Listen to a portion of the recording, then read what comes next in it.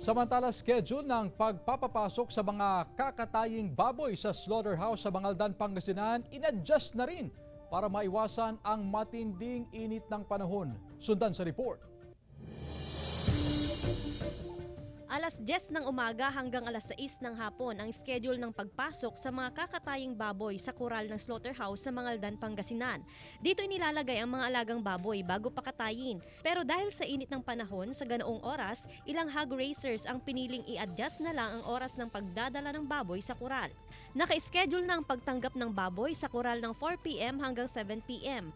Iwasan yung heat stroke ng kwan.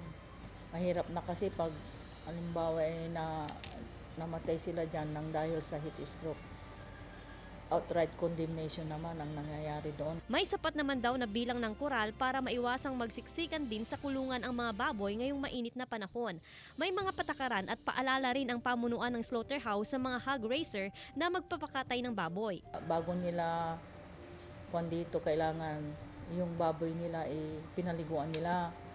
Tapos pag naman bago nila iwanan, paliguan ulit kasi mahirap na. Kailangan araw-araw talagang kuwan yan. Kasi mainit eh. Sobra magkakasakit din yung mga baboy pagkakuan.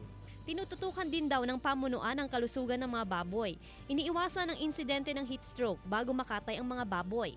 Para masiguro ang kalidad ng karne ng baboy at seguridad din ng mga mamimili, may nakatalagang veterinarian sa slaughterhouse na nagsasagawa ng autopsy o post-mortem examination sa laman ng baboy.